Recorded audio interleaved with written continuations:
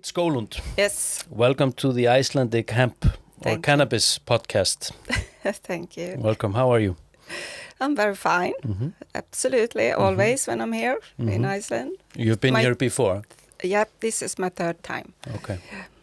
I'm going to introduce you here. I write here that you are a Swedish textile researcher. Yes. A journalist, and a Cannabis Business Times columnist. You write columns for the Cannabis Business Time, That's a magazine in America, yeah. We write for that magazine sometimes, yes. And you have published a book about hemp weaving. Yes. And amongst other things. So I'm curious to know, you're also a partner to Robert, who was here earlier. Yep. But I'm curious to know, what is a textile researcher? What is it? And why are you here in Iceland? A textile researcher can be a lot of things, but in my basic university studies was actually ethnology. Okay. Ethnology, which means? Ethnology, culture, about folk and cultures. And then I went forward with textiles and study textiles. And when you do that, you also have to know the craft, how to weave, how to do everything. So it was. And when you mean textiles, are you talking about the structure in the textile and the material being used, or are you talking about the design or the colors and stuff like this? Everything. Okay. So I took my bachelor as a textile researcher in Borås University, and then when I start to study there, I get to know the material hemp. And that was the starting point in the early 1990s. Okay. So from that, I realized that hemp was, of course, super interesting for me because I realized it's something strange when it's a forbidden plant. Of course. The plant is forbidden, and how come when this fantastic material? Yeah. But why is it fantastic? What's so fantastic about the fiber? If you know a little about flax, it's not that big difference between flax and hemp. So flax is flax plant. Is it linen? It's like her. Yes, her. Yes, exactly. So. Has it the same strength, or is it stronger or weaker? No, you can say that. It's the same, more or less. So I start to go deeper in the topic, and I realized that hemp is very much connected to garden culture and women culture. Okay. And when they make, when you make a plant, like now we can't grow it anymore because it's forbidden. Of course, I went curious. Yeah. Because I study four cultures, and I know that four cultures is always the thing that getting marginalized instead of something else. So that was my starting point when I started study. So from the beginning, we couldn't see the difference between, for example, flax and hemp. No. So I went into that track. I want to know how can you see the difference between those. And how can you? Now we can. Okay. It took me many years, but I realized we can, and that was a method.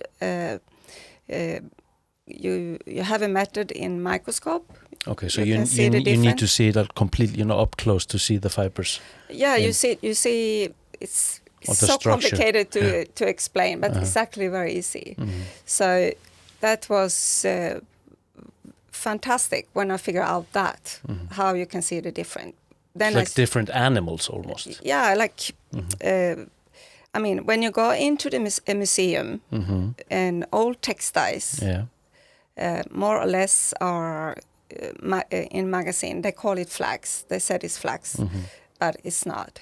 It's not. Many of them is hemp, of course. So I want to go deeper in that topic because if you don't know the nature material in something, then you actually exclude culture, people, big everything. History. Yes. So that was my goal. And and also that's why I'm here in Iceland, of course, because I went through a lot of magazines and analyzed a lot of textiles. So recently we find 3 textiles here in the National Museum that is made of hemp. Here in Reykjavik? Yes. Okay. And you were allowed to go and do some examinations of course we of had the samples. Apply for it. We take very, very small samples. Okay. And analyze it. Actually, this time we analyze it in Finland, in Helsinki University. So we find out that 3 textiles have hemp in it, and it was archived as flax. Really? Yes, of course. And how old were these samples? Estimated. The oldest of this hemp textile was from 1600s. Okay. So late medieval time. And so this means that hemp was actually grown in Iceland during this time? That's what we don't know yet. Okay. No. Or was it imported? The story here in Iceland is that every kind of linen textile like this was imported. And I said, no, it can't be the case. Okay. I think that ladies here grow hemp in gardens as they do in all other Europe. So that's the next step. That's why I'm here this time, to try to find out that. So I start to take samples of soil and fiber samples so we can send it for isotopic analysis, and then we go forward from that. So we will try to find out. Is it possible? It's like far-fetched, We don't know yet. No. But can you actually measure the soil and you can make a connection with the fabric you're analyzing? Yeah, that's what we think. Really? Okay. We think it's just in the beginning. We don't know yet, but we will try. But what about, maybe the question also might be, you call it the flax, which is the plant, if I understand it correctly, and then you make linen from this plant we call flax. Were we able to grow flax in the 16th century here in Iceland? Yes, they did. You did actually. Okay. It's I find one source said that you grow actually both hemp and flax during 1700s, the 18th centuries here. But that's all we know. And during medieval time, especially early medieval time, it was a lot of forest areas here and farmings. So I can't see why they shouldn't grow flax and hemp here, because they did it everywhere else. And that's also one of my goals when it comes to my research, that we have to go back to what was the most simplest things in the history. We forget that sometimes. I mean, women grow, for example, 100 square meters hemp, then you can get 30 meters of textile. It's a lot, actually. From 100 square meters? Yes. Okay. So we have to go back to that kind of mindset, that it was not a big thing for ladies to grow hemp. No. It was very easy for them to do that and to make textiles. And also, there was the law here that they have to give a lot of linen fabrics to the priest on all the churches, yes.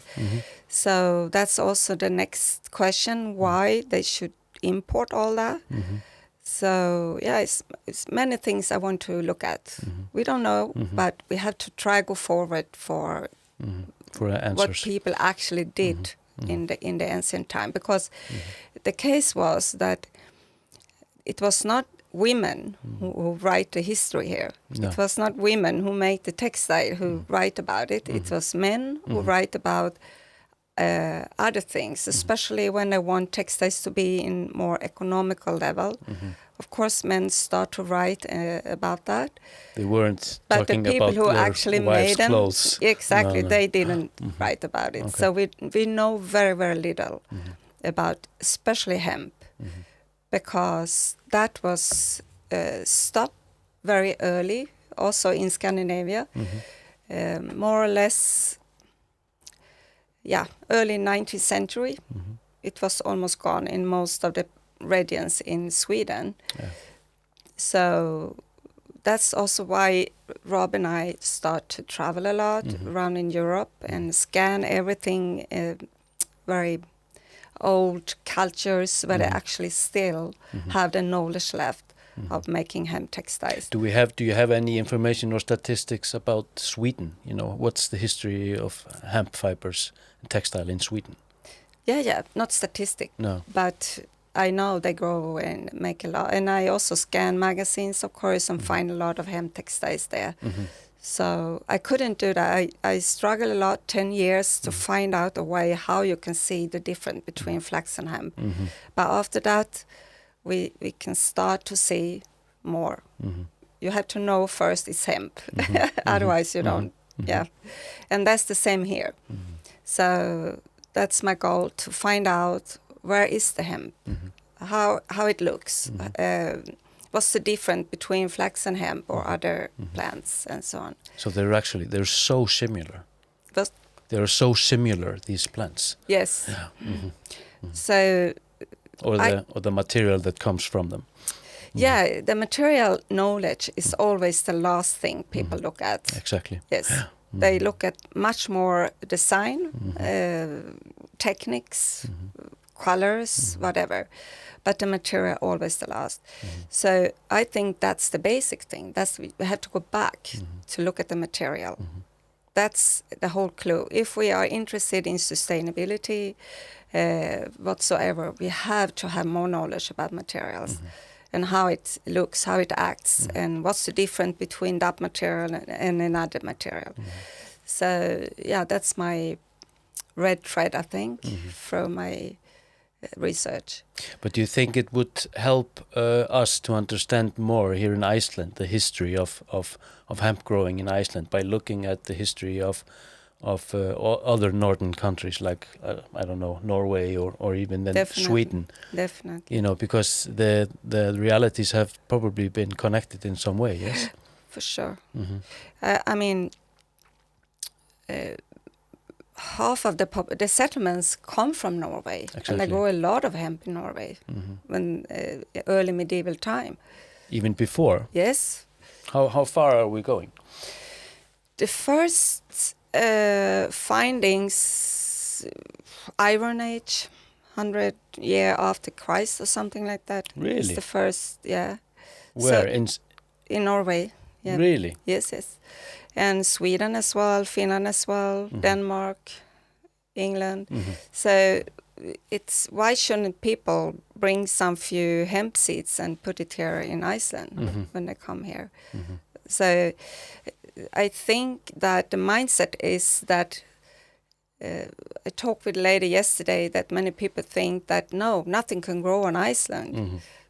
But of course it can. And that's I've seen it.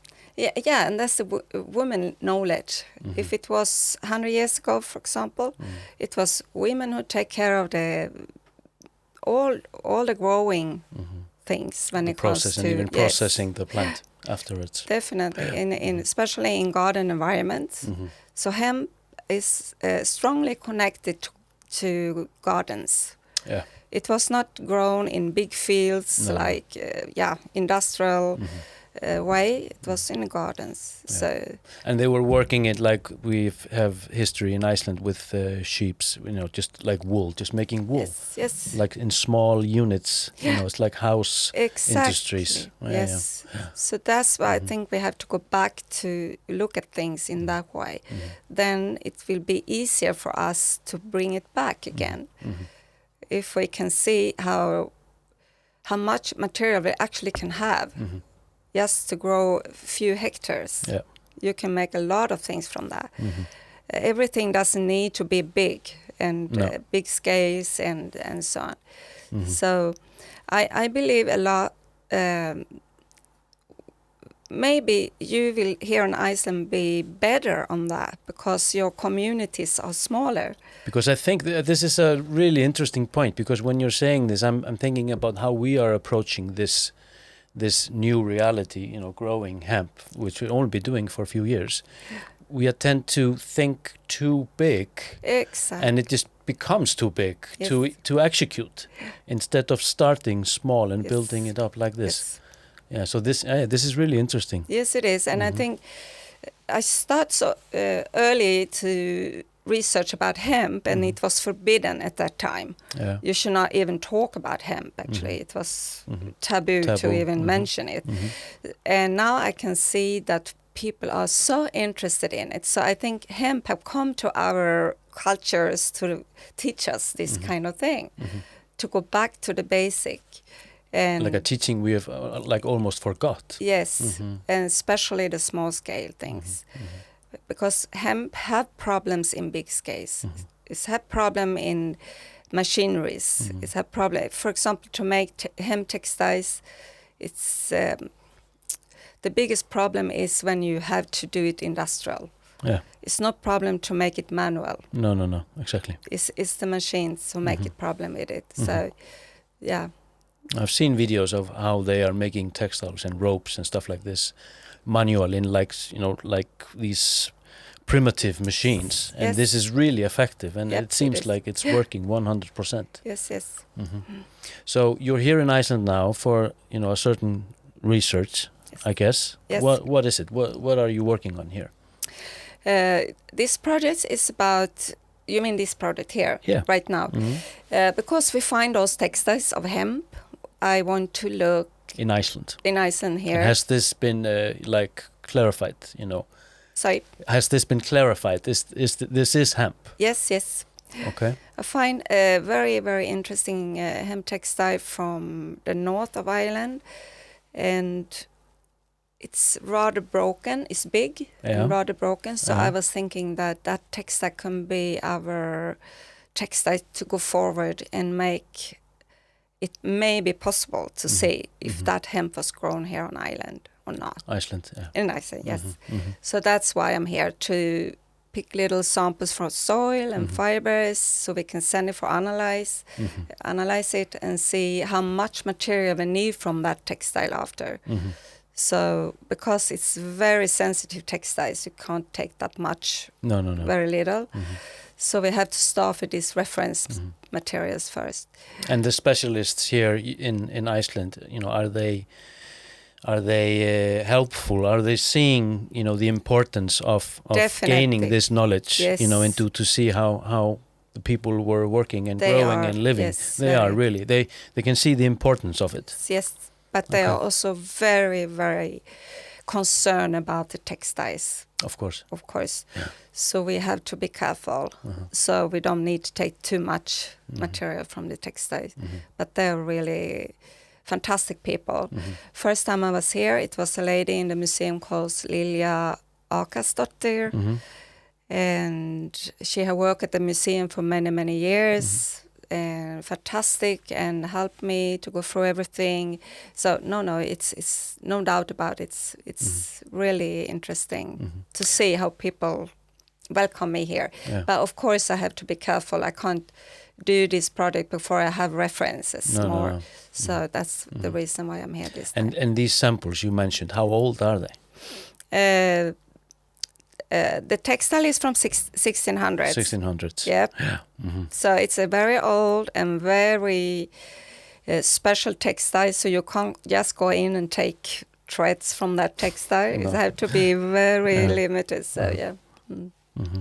What about I was thinking about talking about jeans, but I think we should. We don't need to. I want to know something about the possibility of mixing wool with hemp fibers. Oh, that's the best.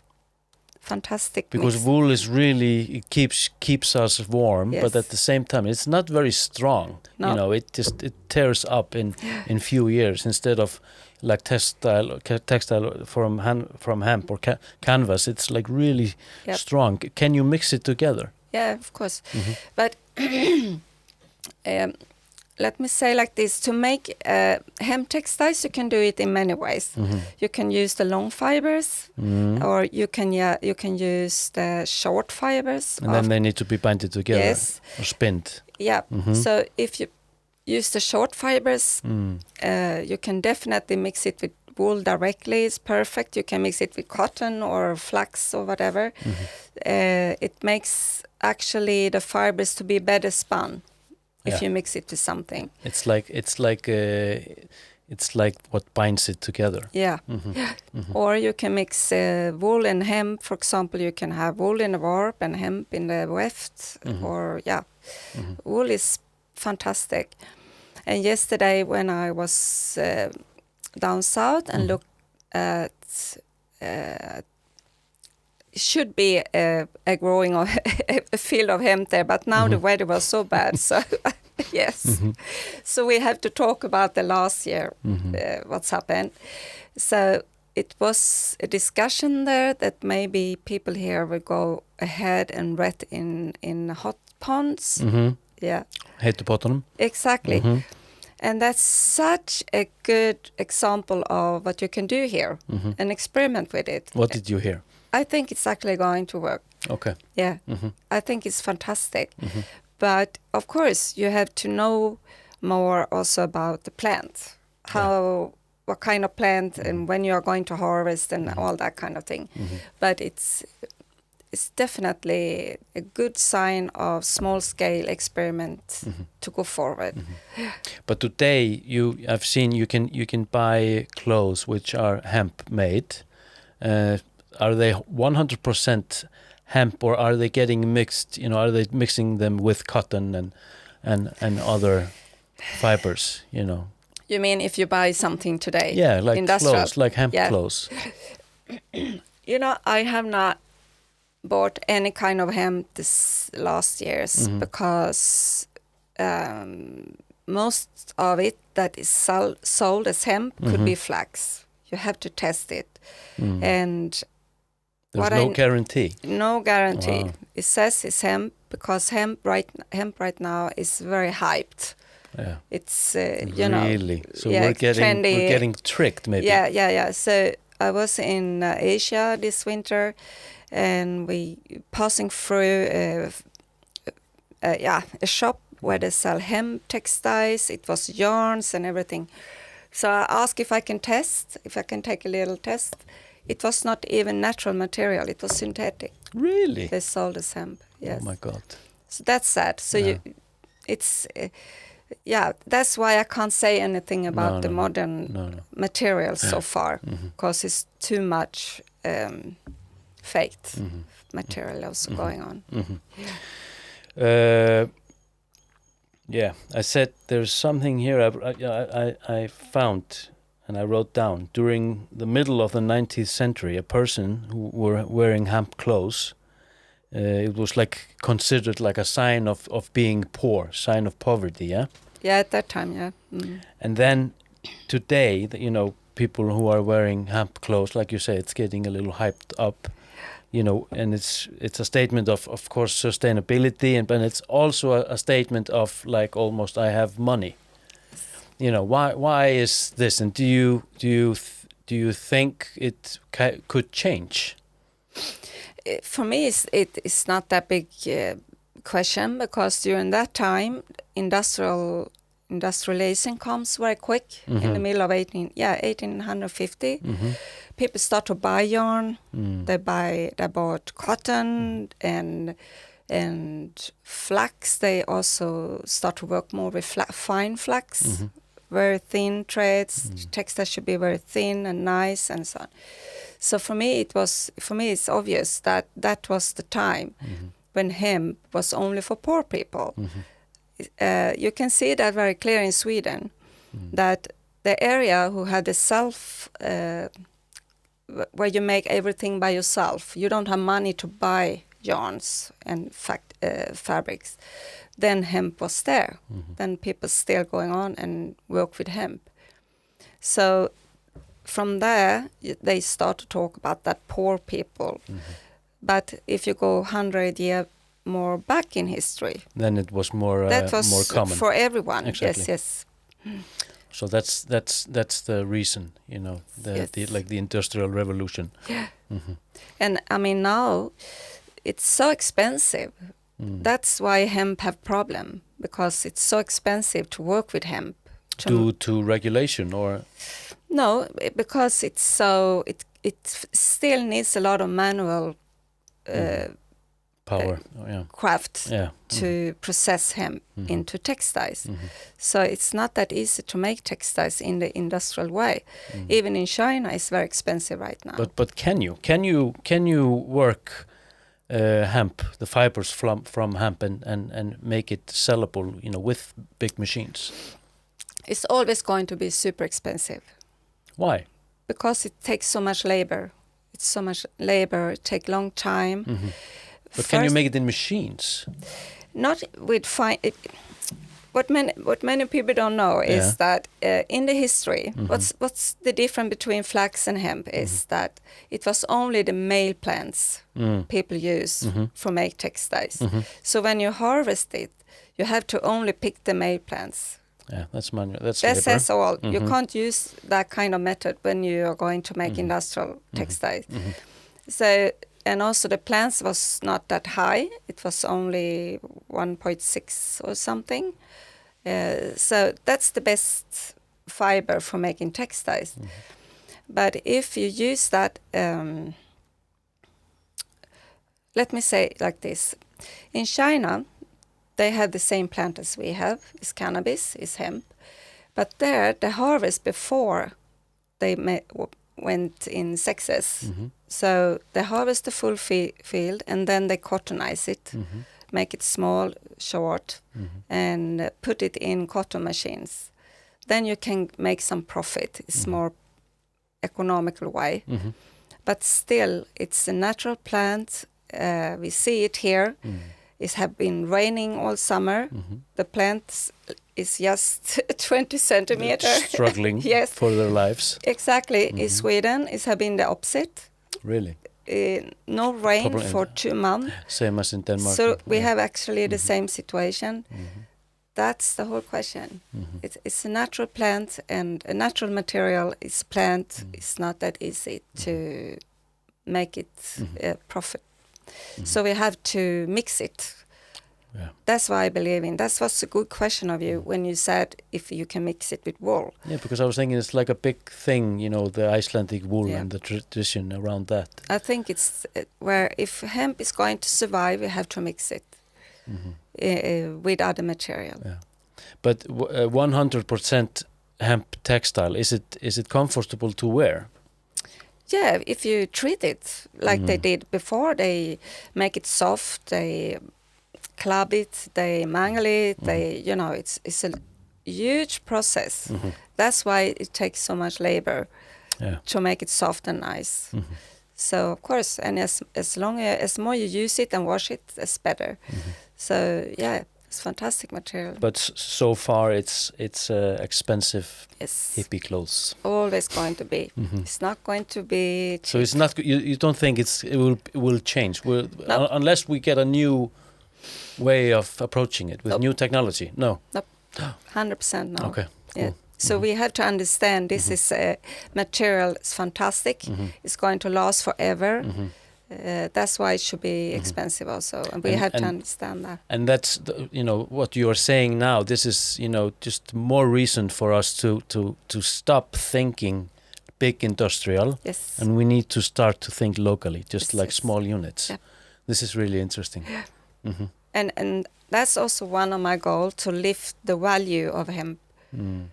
As more I do that, for example, research about the history about it and so on. Yeah.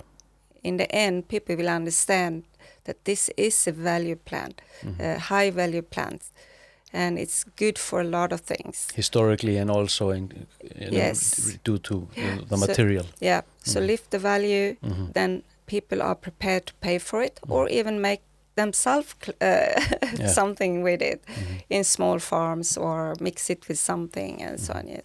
It's also not even fair to compare the hemp textile, to other synthetic, plastic or whatever. It's not. You can't compare it fairly, can you? No. Due to the, how much time you're able to use it and so on. Yeah, synthetic cost nothing. No. But it doesn't last. Actually nothing, and it doesn't last. You see it after you wash it one time. Yeah. Instead of hemp that just getting nicer and nicer as more you wash it, as more you use it, it's getting more better and better. Yeah. So it's And at the same time, you think it's too pricey. yes. Yeah. So it's something we have to understand, but as it look right now, we don't. No. It will take years before we are there. So that's why it's important to research about it.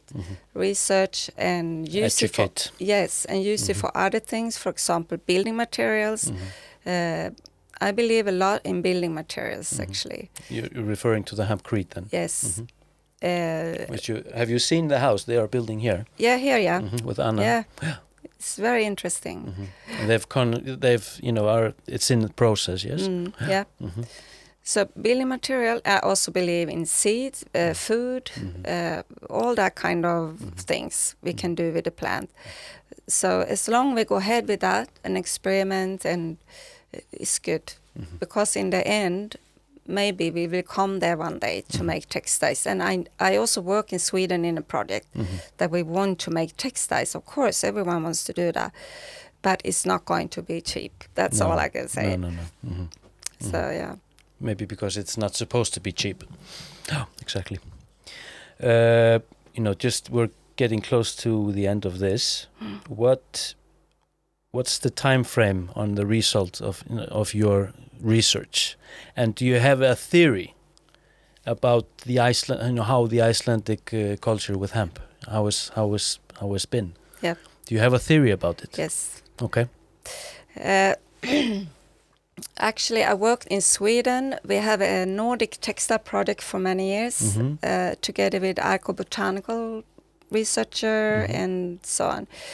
So my dream is that we should go forward together in a group after this, because I can't solve this myself. No. This is just a question I lift up. Okay. So maybe then cooperation is needed. Yeah, cooperation between many academical fields, because Iceland is a kind of center for all Scandinavia, actually. So what's happened here also connected to us, and the opposite. Exactly. So that's why I feel Iceland is important in that way. Also very limited because of its Isolated. island. Yes, exactly. So yeah, I'm positive, but it will take many years. We are not there yet. This is just the beginning. So we're not going to be reading about it in the newspaper next year. No, next year. You have, but maybe. Because I've read about it in newspapers, about us finding these textiles, and it's been. That will be an article soon. Okay. The free article textile we find is made of hemp. That will be published very soon. That's another project. But this kind of project to see if it was growing here. Yeah. That's take a little longer. Okay. But do you have a theory? Yes. What is your theory? Do you want to share it? My theory is that they grow hemp in gardens here in Iceland. 100%. For how long? Medieval time, since 1800. Okay. Yep. That's my theory. Very nice. I hope we'll be able to read about it soon. Me too. Yeah. All right. It was nice having you. Thank you. Thank you for coming, and enjoy your time together in Iceland. Thank you so much. And I hope you will experience more of this fine, warm weather, and hopefully see other farms with a little bit more hemp. This is Tota's place. This is 2 years ago, I think. Is it? Yeah, it is. Wow. Yeah. Very nice, actually. Like I have it like that. Yeah, this was in the morning, just before the sun came up, so it was really damp. There was just water everywhere. Beautiful. Yes. All right. Thank you so much. Thank you. Thank you.